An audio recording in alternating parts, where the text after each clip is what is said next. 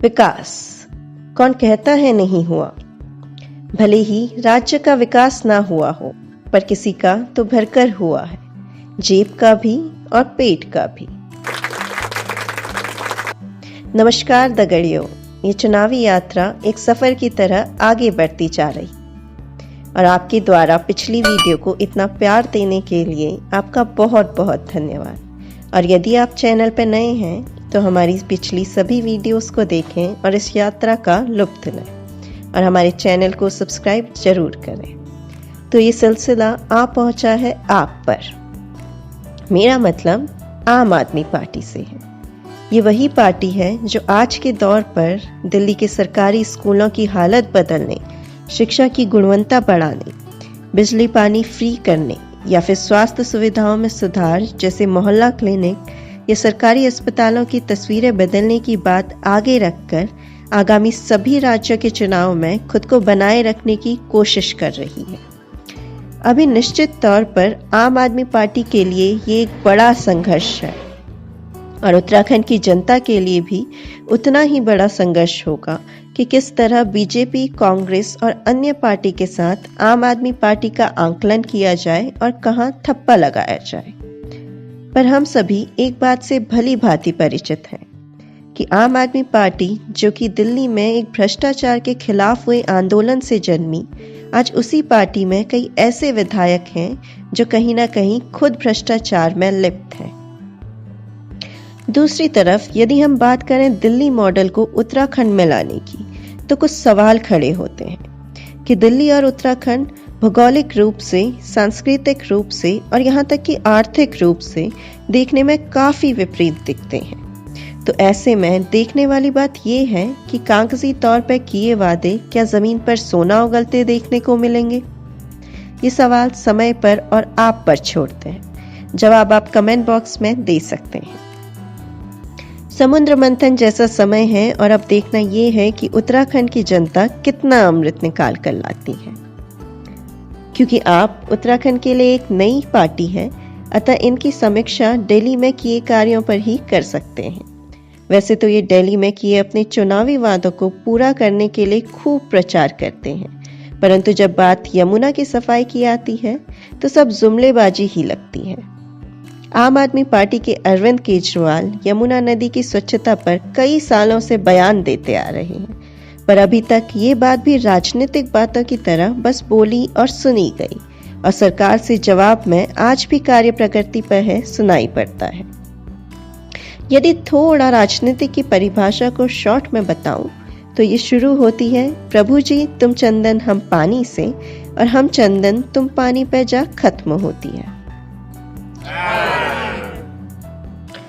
चलिए जो भी है, पर बनती बिगड़ती राजनीति में आपको हर चीज के साथ पलायन भी एक मुद्दा नजर आएगा। पर अभी हम जनता की बात नहीं कर रहे। अरे भाई, यह हक नेताओं को भी तो है, वो भी तो उन्नति की राह को देखते हुए पलायन करना जरूरी समझ रहे हैं। कहीं कहीं तो आया राम गया राम वाली बात एकदम फैशन में आ चुकी है।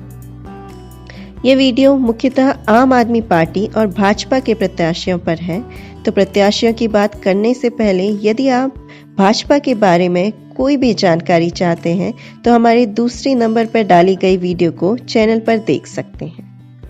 तो चलिए आम आदमी पार्टी एवं भाजपा की ओर से उठे कुछ विधायक प्रत्याशियों के बारे में जानते हैं और थोड़ी समझ उनको लेकर बढ़ाते हैं। उत्तराखंड में आम आदमी पार्टी की ओर से 52 वर्षीय सीएम पद के उम्मीदवार अजय कोठियाल, जो कि गंगोत्री विधानसभा से उठे हैं, सन 1991 में अपना स्नातक और फिर फौज में अफसर की रैंक में काम कर चुके हैं। इनके सामने बीजेपी से 54 वर्षीय सुरेश सिंह चौहान हैं। इन्होंने 1944 में अपना इंटर इलाहाबाद से किया और गंगोत्री से ही पूर्व विधायक प्रत्याशी भी रह चुके हैं।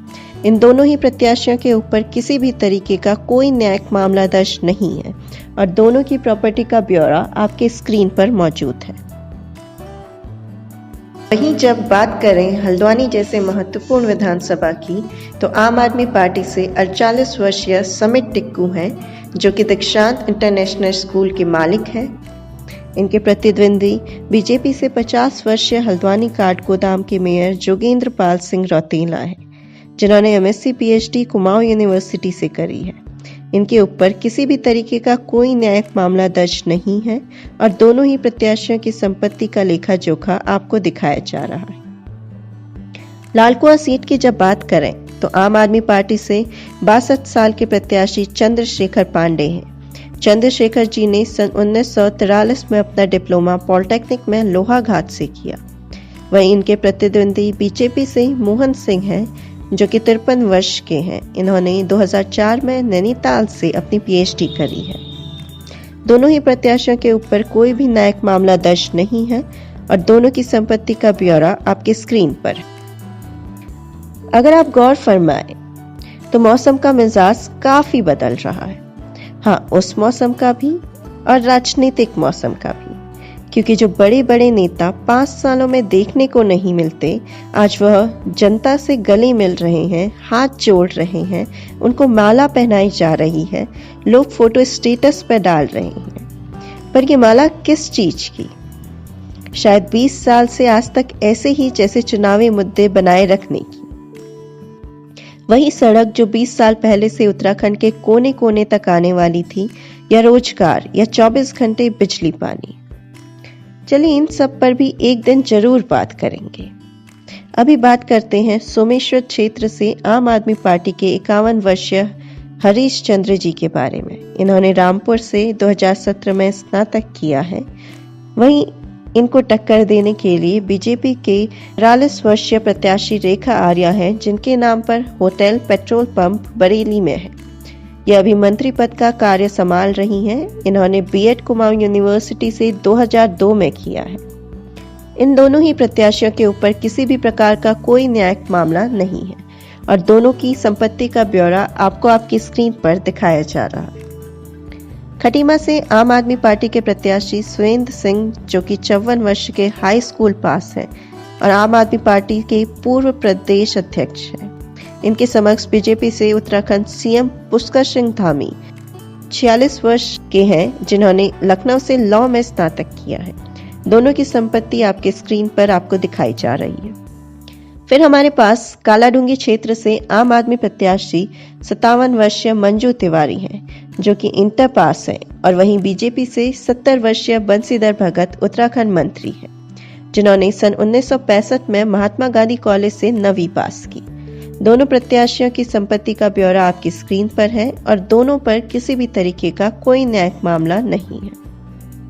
फिर आते हैं श्रीनगर क्षेत्र से आम आदमी पार्टी के 56 वर्षीय प्रत्याशी गजेंद्र सिंह, जो कि 1985 में CBSE बोर्ड से 12वीं उत्तीर्ण है, और वहीं बीजेपी से 52 वर्षीय उत्तराखंड सरकार के मंत्री धन सिंह रावत हैं, जो कि PhD होल्डर है।